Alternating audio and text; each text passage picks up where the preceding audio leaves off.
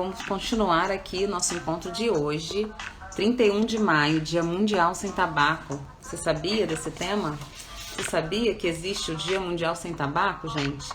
Então, existe. O Dia Mundial Sem Tabaco é um dia muito importante para gente que trabalha com essa questão de tabagismo. É um dia muito importante para a gente poder unir forças, né, dentro dessa temática.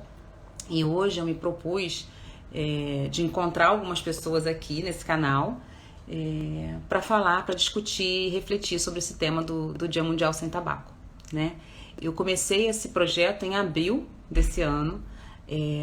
Desde abril eu venho feito lives que estão todas disponíveis aqui no canal, falando assim, eu meio que comecei com uma força-tarefa, gente. Vou compartilhar isso aqui com vocês. Foi por conta de uma questão pessoal que eu estava vivendo na família, uma prima querida que estava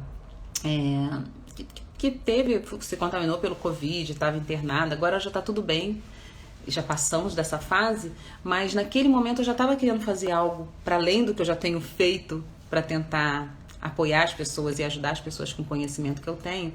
Mas ali eu decidi, não, eu vou fazer uma coisa diferente, e aí comecei a fazer lives semanais dando dicas para as pessoas pararem de fumar. Então até quero trazer isso aqui para ficar registrado. Quem estiver assistindo, quem souber de alguém que está precisando daquele ajuda e não está conseguindo parar de fumar sozinho, se precisar pode aí dar uma olhada aí no histórico aqui desse canal, e vocês vão ver que tem aí 4 encontros falando passo a passo sobre possibilidade de parar de fumar. E que aqui a gente está na culminância, né, no dia de hoje, que é o Dia Mundial Sem Tabaco. Então eu vou ter várias pessoas convidadas. Já tive a minha primeira convidada, Jaque, que já está aqui de novo. Ela já esteve aqui com a gente, falamos um tema bem, bem bacana.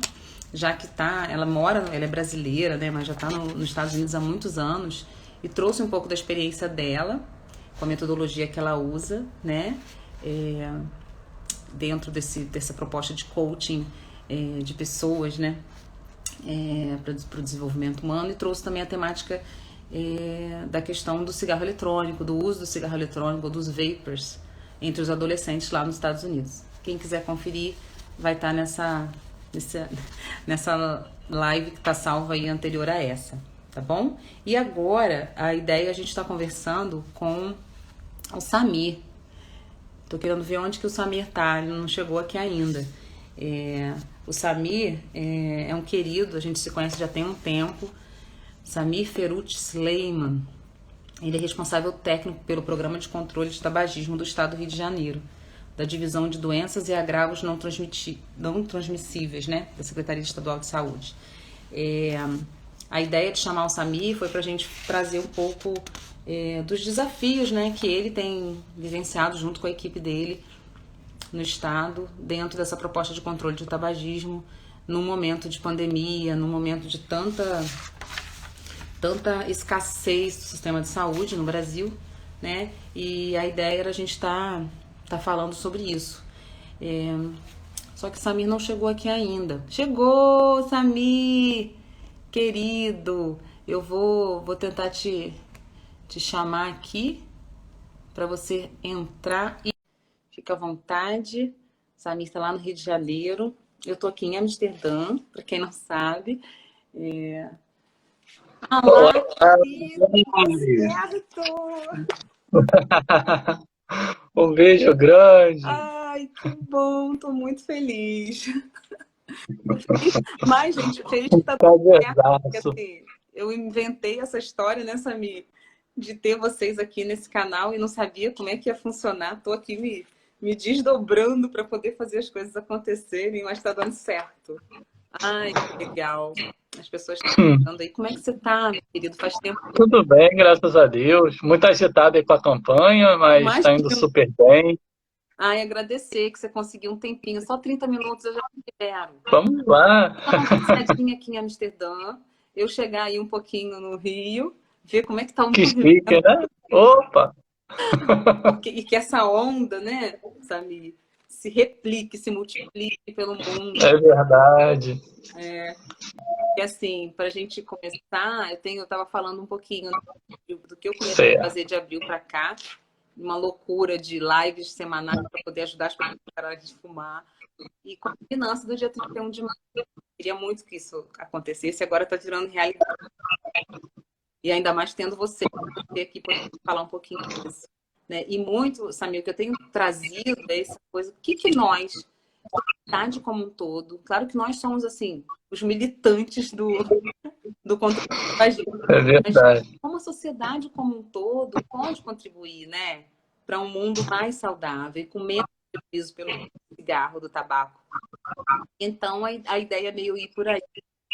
Mas me fala um pouquinho de você, do seu trabalho, dos desafios que tem sido tá coordenando o programa nesse contexto de pandemia. Então, fica à vontade.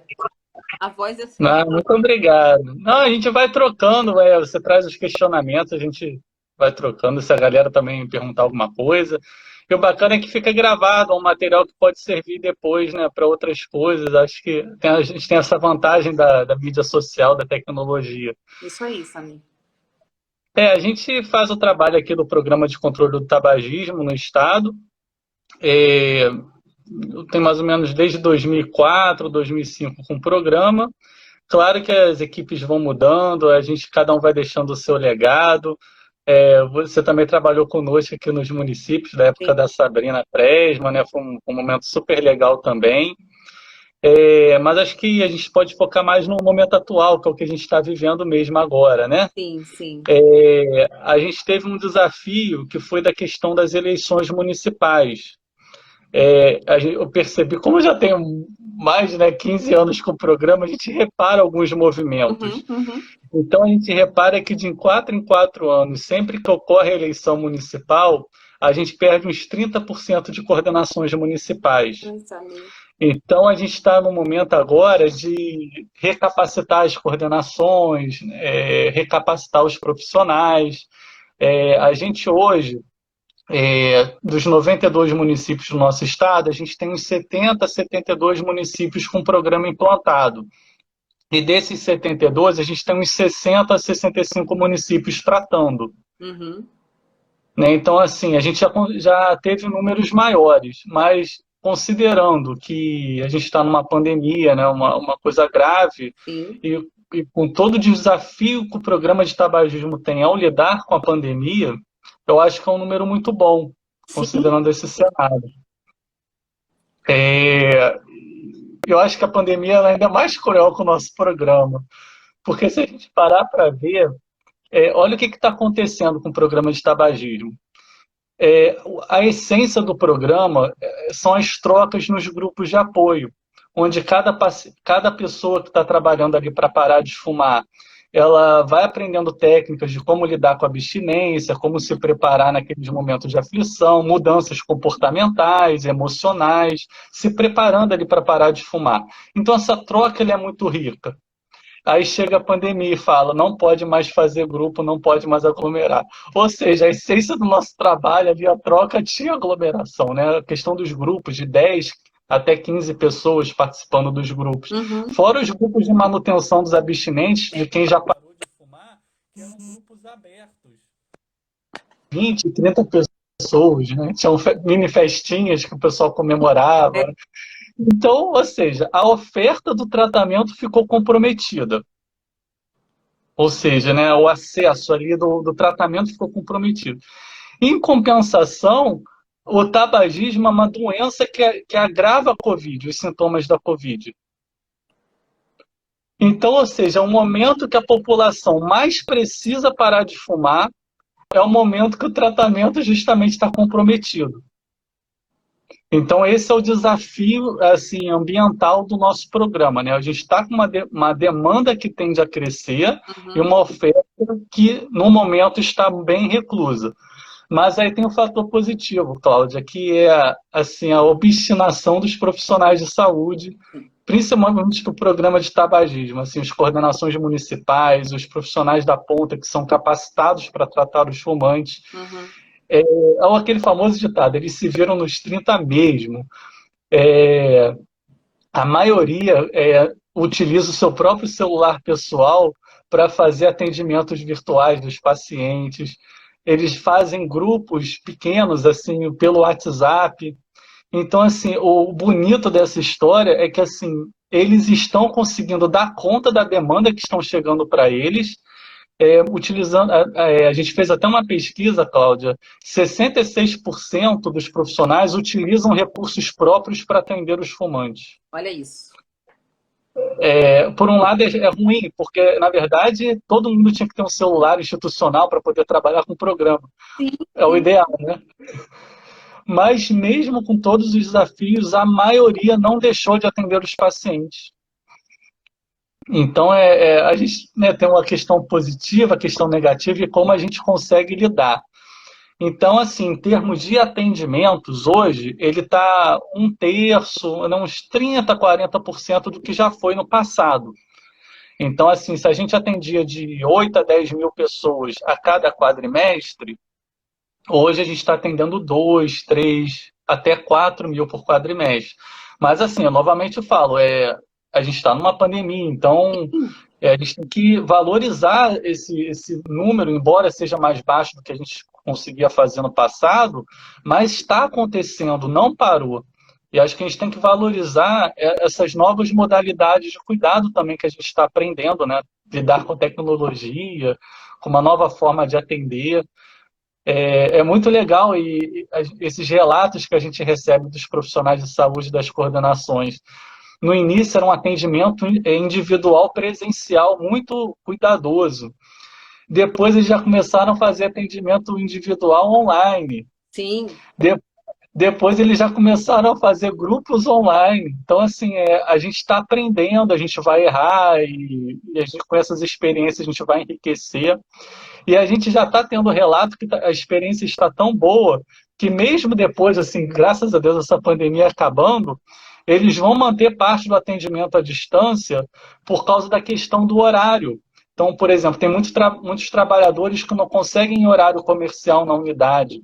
Então, eles já estão relatando que vão pensar em manter Ok. essa modalidade à distância Uhum. para fora do horário de comercial, algum atendimento à noite para um grupo específico. Então, olha que interessante, a gente também está criando novas modalidades de atendimento.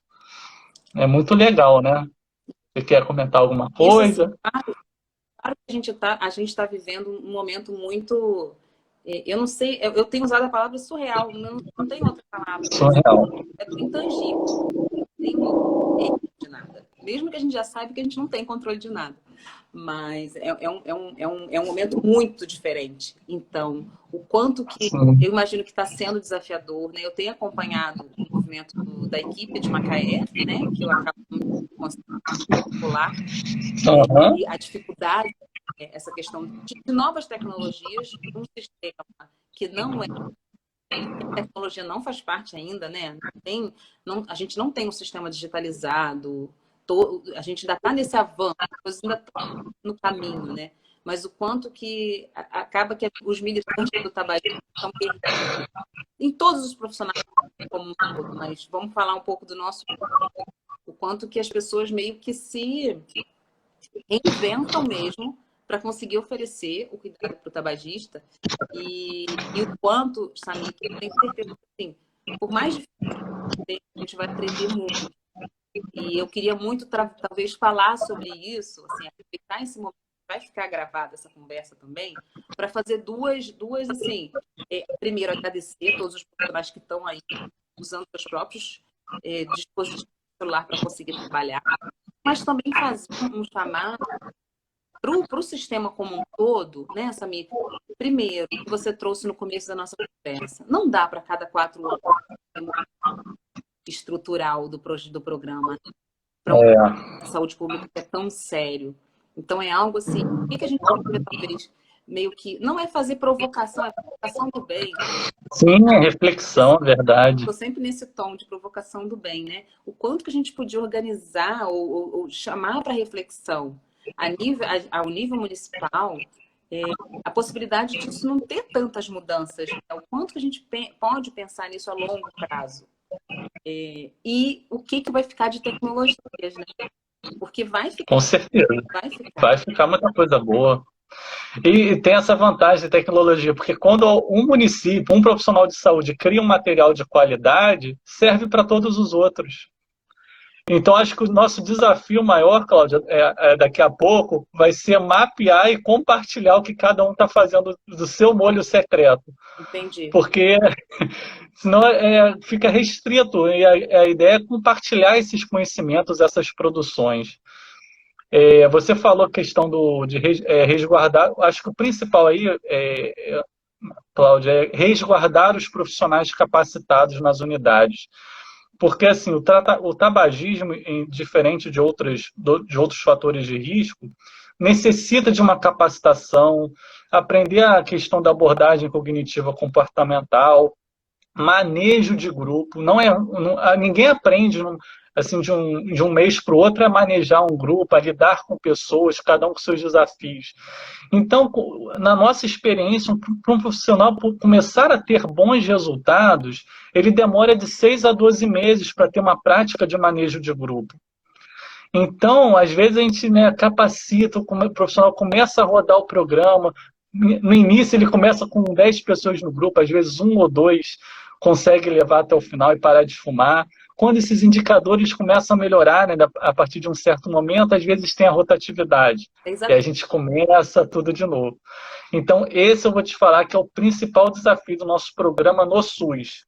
É resguardar os profissionais capacitados e atuantes no programa de tabagismo. Eu diria que esse é o principal.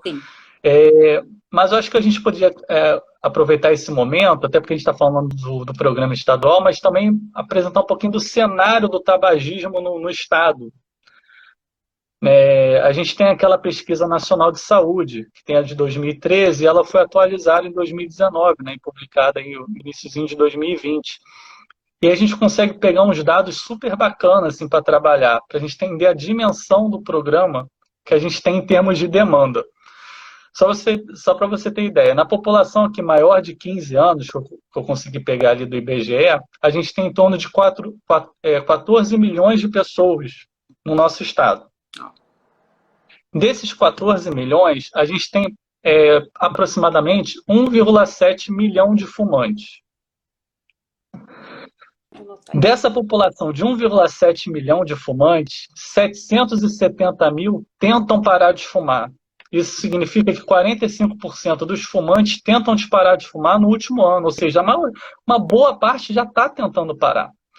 Só que desses 770 mil, apenas 125 mil buscam ajuda com um profissional de saúde para parar de fumar. Isso representa em torno de 16% dos que tentam parar de fumar. Muito pouco. Só que eu queria dizer que esse número é um número bom.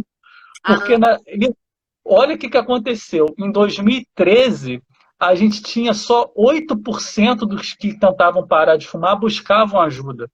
Se a gente parar para ver que em 6 anos esse número duplicou para 16%,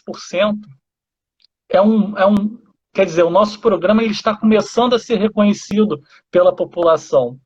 Isso foi uma coisa que eu sempre bati muito, que a gente não tem uma divulgação boa na sociedade, que existe um programa gratuito para ajudar a pessoa a parar de fumar.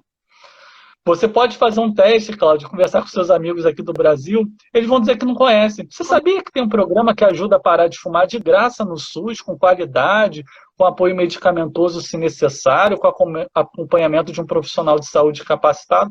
A maioria vai dizer que não sabe. Então, assim... Isso, só para dar um recorte daqui, né? Já que a gente está fazendo troca aí de conhecimento, experiência, né? Aqui na Holanda não existe SUS, né, gente? Existe seguro de saúde. As pessoas têm seguros de saúde. E, se eu não me engano, em 2020 é que começou uma força-tarefa dos ativistas do tabagismo para os seguros de saúde conseguirem fazer o reembolso do cuidado de tabagismo. Isso em 2020, gente. Sami, há quanto tempo que a gente tem programa de tabagismo pelo SUS? Só me lembro. 2004 para 2005. Isso aí. Olha só, né? Levantar a bandeirinha do quanto que a gente está trabalhando aí de forma tão eficiente, né, Samir? Por mais que a gente vai sempre buscando avançar. Sim. Mas olha só, a população não sabe. Não sabe. Mas eu fiquei feliz de olhar esses dados e ver que já duplicou, ainda é muito pouco. Eu acho que pelo menos a metade dos que tentam parar de fumar tem que saber que existe um programa. Eu vou ficar feliz quando esse dado chegar lá em 50%. Então, é. Mas, assim, a gente ainda tem um bom caminho para crescer, mas aí é a questão. Se a gente tem aqui, por um lado, esses 125 mil, que já é pouco, buscam ajuda para parar de fumar, e a gente tem um atendimento médio de 20 a 30 ou 40 mil pessoas ao ano, olha o quanto que a gente tem que aumentar em termos de oferta de tratamento para atender uma demanda que já é pouca, comparado com a população. Sim. O ideal é que a gente conseguisse atender pelo menos de 100 a 150 mil pessoas ao ano. Isso a gente tem Então, dados estaduais, tá, gente? Para quem está chegando agora. sim, dados aqui do estado do Rio de Janeiro. Uhum. Mas isso é um movimento que é a nível nacional, tá? Todos os estados mantiveram uma média assim, de pelo menos estar conseguindo atender menos da metade do que a pesquisa diz que seria o ideal em termos de estimativa. Uhum. Então, isso para mim também foi positivo, Cláudia, porque às vezes a gente só quando olha o número quantitativo, a gente olha lá, poxa, o Rio de Janeiro está atendendo 20 mil pessoas ao ano, 30 mil, 40 mil, nossa, que maravilha. Só que quando a gente não tem um parâmetro do que deveria ser, a gente acha muito bom e para. Então, eu utilizo muito esses dados para tentar sensibilizar os gestores, para mostrar que a gente ainda está atendendo um terço da demanda. Então, o quanto que a gente ainda precisa crescer. E aí, Cláudia, entra o lado de a gente trabalhar a divulgação do programa, que existe o programa. Porque tem duas formas de você crescer o programa no município. A questão do presencial, que é o que a gente faz, que não dá tão certo. O que a gente geralmente faz? Capacita o profissional da unidade. Aí ele coloca lá um cartazinho, aqui tem um programa de tratamento do tabagismo. Só que aí só os frequentadores da unidade que sabem que existe o programa. Isso é o que a gente sempre fez. Só que aí o que acontece? Às vezes a demanda não aumenta e às vezes o programa acaba na unidade, não tem uma continuidade. Agora, se a gente fizer o contrário, criar uma demanda para a demanda buscar o tratamento, ou seja, a gente divulgar o programa nas mídias sociais, na internet, como a gente está aqui conversando, e a população chegar sedenta nas unidades querendo o tratamento. O próprio gestor, caramba, temos que ter o programa de tabagismo aqui, porque a procura está muito grande. Entendeu a diferença? A gente pode criar a necessidade do programa vindo da demanda. Esse é o movimento que eu estou tentando investir mais agora. Historicamente, a gente sempre capacitou as unidades, aí criava demanda local, né, o que a gente sempre fez. Agora, essa questão da pandemia, a gente força a gente a pensar diferente. Eu falei, quer saber? Vamos divulgar o programa, vamos fazer, né, para que a população se apodere dessa informação e mesmo que o paciente ligue, né, o tabagista, olha, eu quero me tratar na unidade, não tem programa. Aí daqui a pouco outro liga, outro liga, outro liga. Poxa, cria essa força. Caramba, a gente precisa ter um programa aqui na unidade, a procura está grande. Então, eu estou tentando divulgar mais o programa, trabalhar mais dessa forma agora, de criação de demanda. E isso que você trouxe é bem interessante. Eu vou tentar fazer um gancho daqui, porque a gente, né, a ideia é a gente fazer uma conversa que não fique muito longa, né, para todo mundo conseguir assistir. Sim. Mesmo que depois a gente monte um outro momento para a gente conversar. Agosto daqui a pouco tá aí. Vamos lá. Um convite aqui no ar. Com certeza. Sim. O que eu acho essa estratégia muito bacana, por mais que muitos gestores vão ficar um pouco chateados com a nossa questão. Assim, com essa questão desse novo momento de tecnologia, de tudo dessa forma virtual, o quanto que ficou mais fácil o acesso aos usuários, né? A grande maioria da população tem um telefone que tem um WhatsApp. Então, exatamente. O quanto que as unidades... Aí eu vou puxar o gancho do programa de tabagismo, né? O quanto que os programas de tabagismo municipais poderiam ser implementados. Um pouquinho de investimento em tecnologia da informação, da comunicação, falar de uma forma ampla, não sei qual forma também você sabe disso, porque você trabalha com isso, né?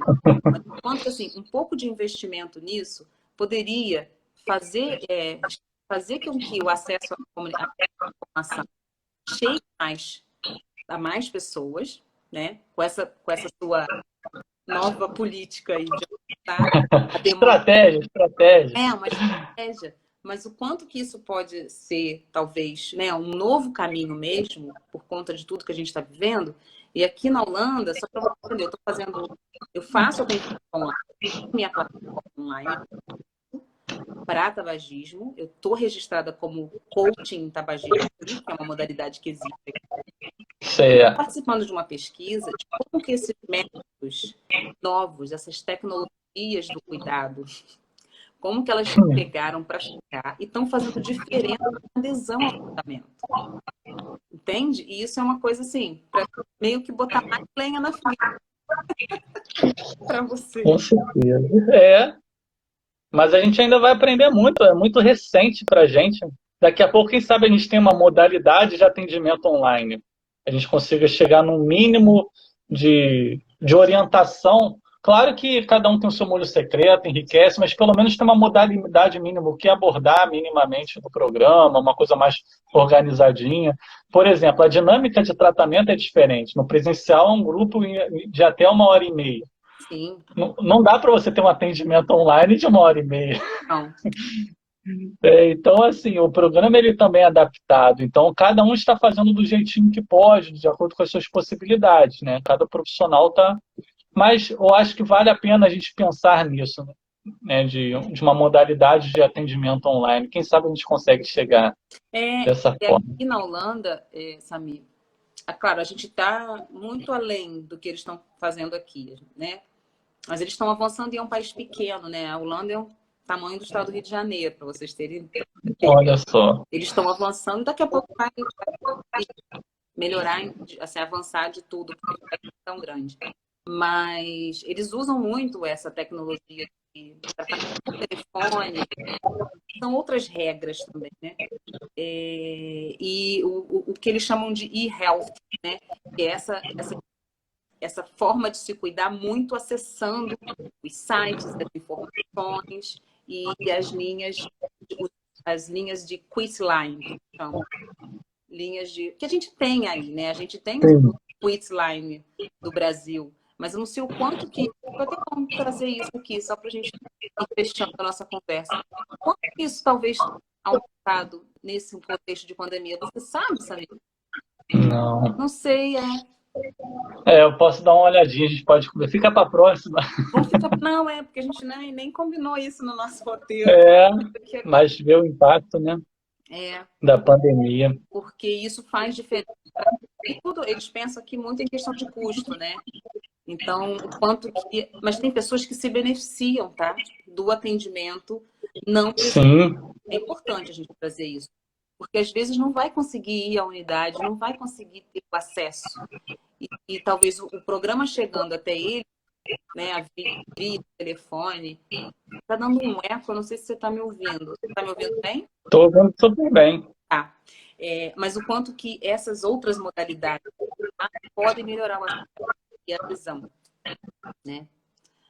Com certeza. Aqui, Cláudia, acho que a gente está meio caminhando para o final, né? Tem algumas coisas importantes que eu gostaria de destacar aqui. Fala aí para a gente fechar. Eu não sei se você conhece aquele Instituto de Efetividade Clínica e Sanitária, que faz aquele estudo do custo do tabaco no Brasil. Sim. Eu acho esse estudo maravilhoso. Ele acabou de sair, né? Tem pouquíssimo tempo que ele foi divulgado. E ele atualizou os estudos em relação ao anterior, que já tinha 5 anos. Uhum. Então, assim... ele tem alguns dados muito importantes para a gente refletir o que é o problema tabagismo no Brasil.